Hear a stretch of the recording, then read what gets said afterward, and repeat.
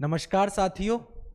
NEET और IIT aspirant के लिए एस्पिरेंट का मैं इनोवेशन के डिजिटल प्लेटफॉर्म पर हार्दिक स्वागत करता हूं। इनोवेशन इंस्टीट्यूट समय समय पर आपके लिए काफ़ी सारा मटेरियल लेकर आता है, जिस मटेरियल में आपको नीट के पीवाईक्यूज, जेई के पीवाईक्यूज का सबका संकलन मिलेगा यहाँ पर इस सीरीज में, या फिर इन क्लासेस के अंदर आपको काफ़ी अमाउंट में क्वेश्चंस को सॉल्व करना है, प्रैक्टिस करना है। और इसी के साथ हम आज की क्लास को क्या करते हैं, स्टार्ट करते हैं। ठीक है, मेरा नाम डॉक्टर प्राचीश सिंह है। आज की क्लास हम फिजिकल केमिस्ट्री से स्टार्ट करेंगे। ठीक है जी, मैं आपको फिजिकल केमिस्ट्री का पोर्शन पढ़ाऊंगा और फिजिकल केमिस्ट्री के अंदर हम सबसे पहले जो स्टार्टिंग करने वाले हैं वो स्टार्टिंग करने वाले हैं आयनिक साम्य की। हमारे सिलेबस के अंदर 11th क्लास में एक चैप्टर है जिसका नाम है साम्य अवस्था। साम्य अवस्था, ये जो साम्य अवस्था है, इक्विलिब्रियम वाला चैप्टर है, इसके दो पार्ट है। इसके कितने पार्ट हैं? दो पार्ट। एक तो है इसके अंदर रासायनिक साम्य,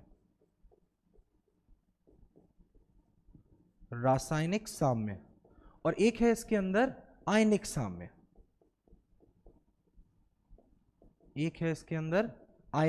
क्लियर है यहां तक की बात? एक है केमिकल इक्विलिब्रियम और एक है आयनिक इक्विलिब्रियम। हमने कौन सा चैप्टर स्टार्ट किया? इक्विलिब्रियम। और इक्विलिब्रियम में भी हम पहले जो स्टार्ट करने वाले हैं वो स्टार्ट करेंगे अपन आयनिक इक्विलिब्रियम। तो चलिए स्टार्ट करते हैं अपन। बाइलैंग्वेज क्लासेस होंगी आपकी दोनों मीडियम में, हिंदी में भी और इंग्लिश में भी। ठीक है, जिससे आपको समस्या नहीं आएगी। तो अपन चैप्टर कौन सा स्टार्ट कर रहे हैं? साम्य अवस्था, इक्विलिब्रियम। साम्य अवस्था का मतलब होता है एक ऐसी स्थिति, देखो किसी भी अभिक्रिया के दौरान अभिकारक आपस में अभिक्रिया करते हैं, रिएक्टेंट आपस में एक दूसरे के साथ रिएक्शन करते हैं और उत्पाद का या प्रोडक्ट का फॉर्मेशन करते हैं। एक ऐसी स्थिति आती है, एक ऐसी कंडीशन आती है जब रिएक्टेंट की सांद्रता, रिएक्टेंट की कॉन्सेंट्रेशन, क्लियर है, और उत्पादों की सांद्रता, प्रोडक्ट की कॉन्सेंट्रेशन एक दूसरे क्या हो जाती है? बराबर हो जाती है। क्लियर है? जितने अभिकारक उत्पाद में परिवर्तित होते हैं, जितने रिएक्टेंट प्रोडक्ट में कन्वर्ट होते हैं, उतने ही प्रोडक्ट किस में कन्वर्ट हो जाते हैं? रिएक्टेंट में। इस अवस्था को बोलते हैं साम्य अवस्था।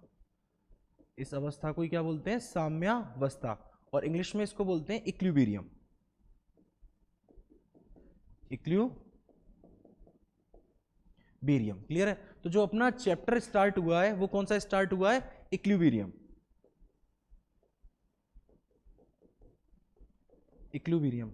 और इक्विलिब्रियम के भी अंदर हमने स्टार्ट किया है आपका आयनिक साम्य।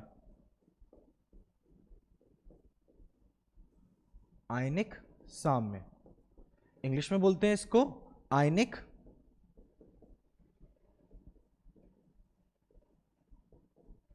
इक्विलिब्रियम।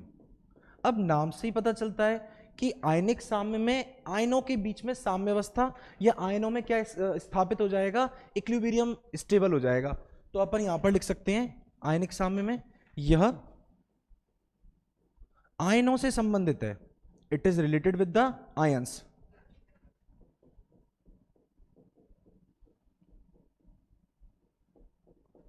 यह आयनों से संबंधित है, it is related with ions. अच्छा, आयन भी कितने प्रकार के होते हैं? आयन दो प्रकार के होते हैं, एक तो धनायन होता है और एक दूसरा कौन सा होता है आपका? ऋणायन। क्लियर है यहां तक की बात? तो देखो आयनों से संबंधित है। अब अपन इस चैप्टर में क्या क्या पढ़ने वाले हैं, एक इंपॉर्टेंट बात और बताना चाहूंगा मैं आपको। इंपॉर्टेंट बात क्या है? अगर आप लास्ट 36 ईयर के क्वेश्चंस देखोगे तो सबसे ज्यादा जो क्वेश्चन आए हैं फिजिकल केमिस्ट्री के अंदर वो साम्यावस्था या फिर इक्विलिब्रियम वाले चैप्टर से ही आए हैं। तो काफी अच्छे से अपन इसको फोकस करेंगे। तो आयनों से संबंधित है। अच्छा, आयंस में भी कौन से आयन? एक तो होता है आपका धनायन यानी कि कैटायन, एक होता है ऋणायन यानी कि एनायन। तो इसके अंदर अपन पढ़ेंगे H पॉजिटिव और OH negative ion. H positive ions and OH negative ion. H positive आयनों की हेल्प से, किसकी हेल्प से? H पॉजिटिव आयनों की हेल्प से। तो अपन यहां पर क्या कैलकुलेट करेंगे? पीएच। आपने नाम तो सुना ही है बढ़िया तरीके से। पीएच कैलकुलेट करेंगे और OH नेगेटिव आयनों की सहायता से अपन क्या कैलकुलेट करेंगे? पीओएच कैलकुलेट करेंगे। क्लियर है यहां तक की बात? और क्या पढ़ेंगे हम इस चैप्टर के अंदर? देखो बहुत से ऐसे लवण होते हैं, बहुत से ऐसे सॉल्ट होते हैं जिनको जब जल में घोला जाता है तो वो जल में या फिर पानी में, वाटर में पूरी तरह से नहीं घुल पाते, कुछ मात्रा में ही घुलते हैं। ऐसे लवणों को बोलते हैं अल्प विलयशील लवण, और इस इंग्लिश में इनको बोला जाता है स्प्रिंगली सॉल्युबल सॉल्ट। अल्प विलयशील लवण या स्प्रिंगली सॉल्युबल सॉल्ट का मतलब है ऐसे लवण जो जल में पूरी तरह से नहीं घुलते, उनकी कुछ मात्रा ही घुलती है। चलिए, तो अपन इसके अंदर जो दूसरा पार्ट लेंगे वो लेंगे अल्प विलयशील।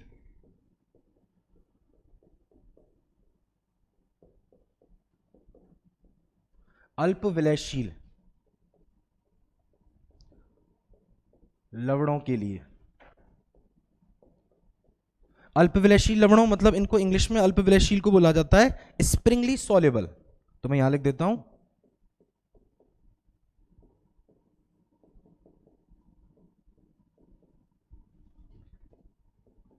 Sprüngli soluble salt. क्लियर है यहां तक की बात? और इसके अंदर हम क्या क्या पढ़ने वाले हैं? इसके अंदर हम दो बात पढ़ेंगे। एक तो हम पढ़ेंगे विलयता,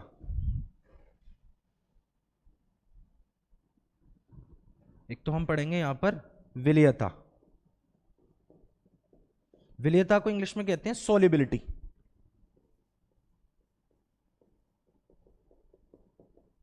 और सॉल्युबिलिटी को किससे रिप्रेजेंट करते हैं? एस से रिप्रेजेंट करते हैं।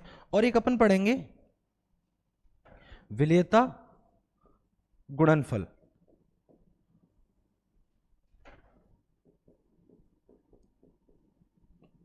विलयता गुणनफल, विलयता गुणनफल का मतलब हो गया सॉल्युबिलिटी, विलयता तो हो गई सॉल्युबिलिटी, और गुणनफल का मतलब हो गया प्रोडक्ट। तो यहां पर अपन पढ़ेंगे सॉल्युबिलिटी प्रोडक्ट। क्लियर है यहां तक की बात? तो अपने चैप्टर का ये कंप्लीट एक क्लासिफिकेशन या वर्गीकरण तैयार हो गया जिसको हम पूरे को पढ़ने वाले हैं। ठीक है, तो अपन आगे स्टार्ट करते हैं, इसी हिसाब से अपना चैप्टर चलेगा। चलिए, देखो, जब भी आयनिक साम्य की बात होती है, आयनिक इक्विलिब्रियम की बात होती है, तो हम स्टार्टिंग करते हैं जल से। क्लियर है यहां तक की बात? क्योंकि जल एक यूनिवर्सल सॉल्वेंट है, सार्वत्रिक विलायक है। जल के अंदर लगभग सारी चीजें घुल जाती हैं, और केमिस्ट्री का रूल है लाइक डिजोल्व लाइक। ठीक है, जो जल है आपका, जो आपका वाटर है, वो ध्रुवीय रूप में होता है, पोलर सॉल्वेंट के रूप में होता है, ध्रुवीय विलायक के अंदर के रूप में होता है। और पोलर के अंदर कौन घुलता है? पोलर घुलता है। तो सबसे पहले हम यहां पर स्टार्ट करेंगे, अपन लिखेंगे वाटर। वाटर मतलब क्या हो गया आपका? जल। और एक तरीके से देखा जाए तो ये जल नहीं है, ये है biodata of water. Biodata of water. Clear है? और जब हम बायोडेटा ऑफ वाटर पढ़ते हैं तो बायोडेटा ऑफ वाटर में दो चीजें पढ़ी जाएंगी। कौन कौन सी दो चीजें पढ़ी जाएंगी? एक तो पढ़ी जाएगी आपकी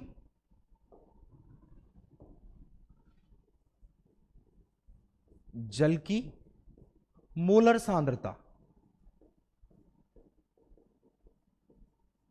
एक तो अपन पढ़ेंगे क्या? जल की मोलर सांद्रता। इंग्लिश में बोलते हैं मोलर कॉन्सेंट्रेशन।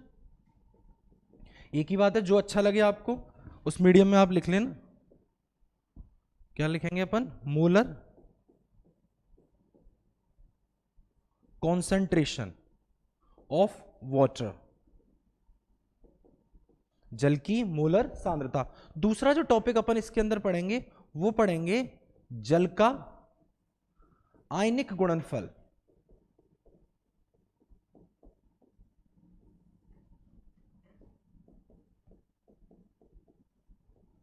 जल का आयनिक गुणनफल, जल का आयनिक गुणनफल का मतलब हो गया आयनिक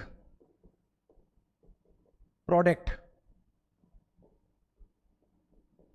ionic product of water. Clear है? तो अब अपन पहली हेडिंग कहां से स्टार्ट करते हैं? अपन ने क्या बात करी कि अपन बायोडेटा ऑफ वाटर पढ़ेंगे, यानी कि बायोडेटा वाटर के अंदर अपन दो चीज पढ़ेंगे, मोलर कॉन्सेंट्रेशन ऑफ वाटर, जल की मोलर सांद्रता, और एक पढ़ेंगे अपन जल का आयनिक गुणनफल, आयनिक प्रोडक्ट ऑफ वाटर।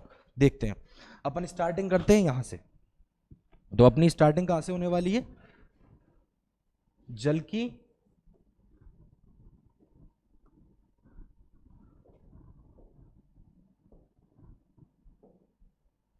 अपनी स्टार्टिंग होगी सबसे पहले जल की मोलर सांद्रता, आप इंग्लिश में हेडिंग लिख लीजिए, हिंदी में तो मैंने लिख दी है, वैसे पीछे लिख कर आया हूं, मोलर कॉन्सेंट्रेशन ऑफ वाटर। यहां पर जो शब्द लिखा हुआ है, जो वर्ड लिखा हुआ है, वो वर्ड कौन सा है? मोलर। यहां पर इस मोलर का मतलब होता है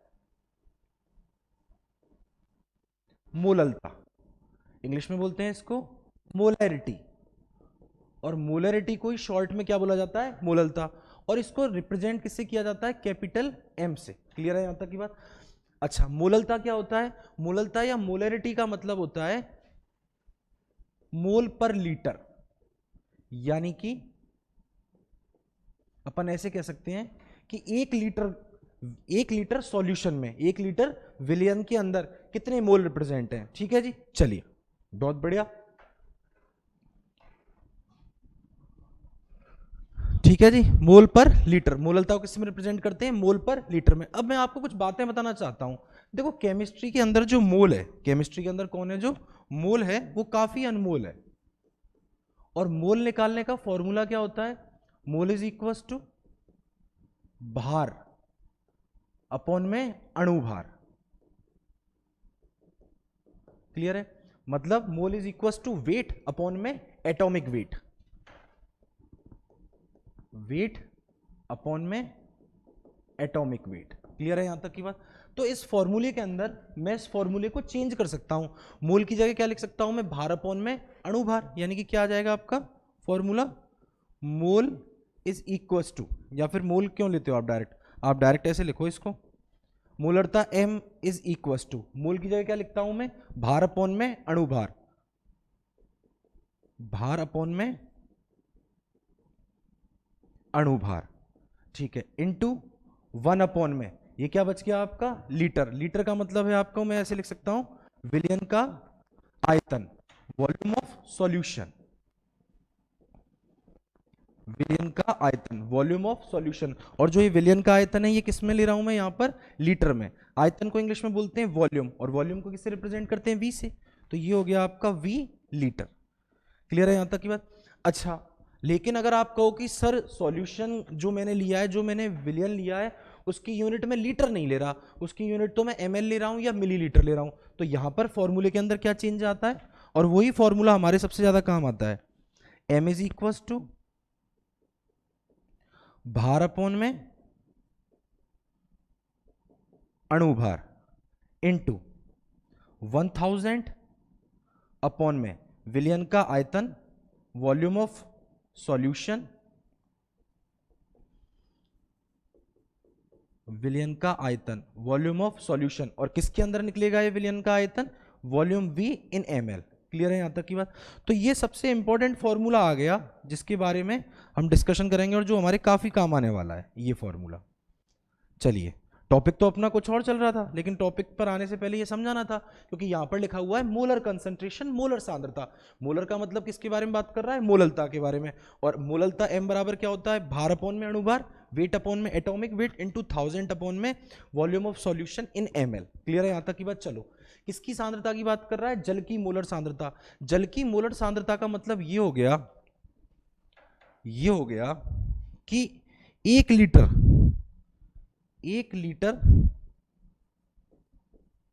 जल की मोलरता क्या होती है? वैसे आपको ये पूरा निकालना नहीं है, आपको कोई डेरिवेशन नहीं करवा रहा, ना कोई कह रहा कि OMR शीट के पीछे पूरी डेरिवेशन निकलवा के लाओ। आपको तो केवल याद रखना है, डायरेक्ट मैं निकालना सिखा दूंगा, लेकिन अगर आप डायरेक्ट याद रखो तो काफी ज्यादा अच्छा है। क्यों है काफी ज्यादा अच्छा? क्योंकि इस क्वेश्चन का जो आंसर होता है वो फिक्स है, वो आंसर है 55.55 m। ठीक है, और कई जगह इस 55.55 की जगह लिख दिया जाता है 55.6 m। m का मतलब किसके बारे में बात कर रहा है? मोलरिटी के बारे में या फिर मोलरता के बारे में। तो क्या चल रहा है? 1 लीटर जल की मोलरता क्या होगी, इस पर डिस्कशन करते हैं अपन ने कितने लीटर जल लिया है? 1 लीटर जल। क्लियर है यहां तक की बात? 1 लीटर जल का मतलब क्या हो गया? 1 लीटर जल में अगर मैं पूछूं कितने ml होते हैं, तो आपको पता है 1 लीटर जल के अंदर 1000 ml होते हैं। क्लियर है यहां तक की बात? अब आप फॉर्मूले को देखो, फॉर्मूले के अंदर मुझे भार रखना है, वेट रखना है, लेकिन यहां पर तो ml आया है। ml किसका मतलब है? यहां पर वॉल्यूम आया है, आयतन आया है। अब ml को किस में चेंज करना पड़ेगा मुझे, भार में या फिर वेट में चेंज करना पड़ेगा। तो इसको चेंज करने के लिए अपन जो फॉर्मूला यूज करते हैं वो कौन सा यूज करते हैं, तो एक मेथड चलता है अपना डेंसिटी मेथड। डेंसिटी मेथड का मतलब होता है घनत्व। घनत्व को इंग्लिश में क्या कहते हैं अपन, डेंसिटी। डेंसिटी को या तो रो से रिप्रेजेंट करते हैं या फिर डी से रिप्रेजेंट करते हैं। और घनत्व या डेंसिटी बराबर होता है मास। मास का मतलब हो गया आपका द्रव्यमान अपॉन में वॉल्यूम। यानी कि मास का मतलब क्या हो गया आपका द्रव्यमान, और वॉल्यूम का मतलब क्या हो गया आपका आयतन। क्लियर है यहां तक की बात। अच्छा अब एक बात सुनो, इंपॉर्टेंट बात यह है कि जल के लिए डेंसिटी या घनत्व कितना होता है। तो जल के लिए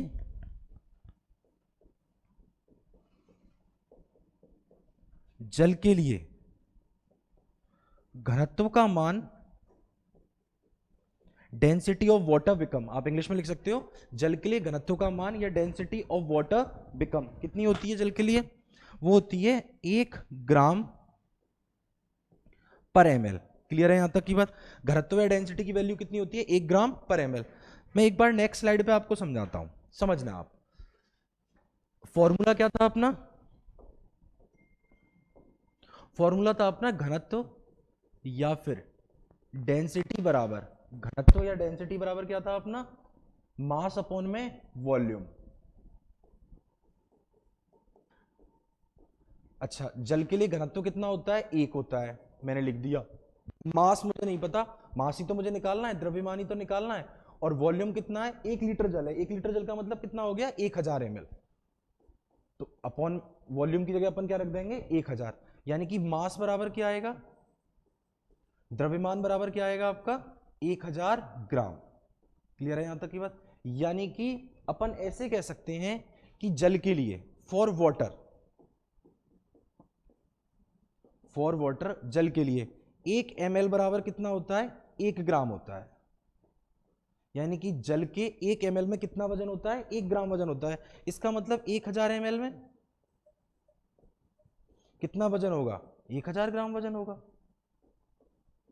अब मैंने आपसे पूछी थी जल की मोलर सांद्रता।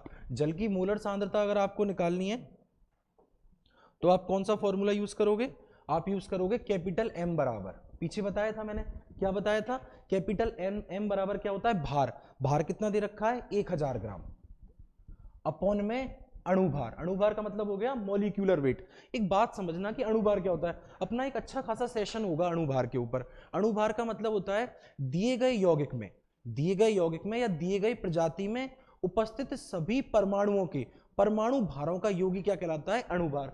अच्छा किसकी बात चल रही है, जल की बात चल रही है। और जल का फॉर्मूला क्या होता है, जल का फॉर्मूला होता है H2O। क्लियर है यहां तक की बात। अच्छा जी हाइड्रोजन जो परमाणु है, हाइड्रोजन जो एटम है उसका परमाणु भार या एटॉमिक वेट 1 होता है। यहां पर कितने हाइड्रोजन है 2, तो 1 गुणा 2 प्लस ऑक्सीजन के लिए होता है 16। ये आपको याद ही करना पड़ेगा, ठीक है। ये कितना हो गया आपका 16 और 2 18। ये देखो तो यहां पर मैंने क्या पुट कर दिया 18 पुट कर दिया। क्लियर है यहां तक की बात। इनटू 1 अपॉन में कितने लीटर की बात चल रही है 1 लीटर की बात चल रही है। तो आप जब इसको सॉल्व करोगे तो m बराबर कितना आएगा आपका 55.55। इसका मतलब हो गया अपना चल क्या रहा था, अपना चल रहा था जल की मोलर सांद्रता। देखिए आप सभी क्या चल रहा था अपना जल की मोलर सांद्रता। तो जल की मोलर सांद्रता का डायरेक्ट क्वेश्चन पूछता है पेपर के अंदर कि जल की मोलर सांद्रता क्या होती है। तो आपको याद रखना है, मैं इसको लिखता हूं जल की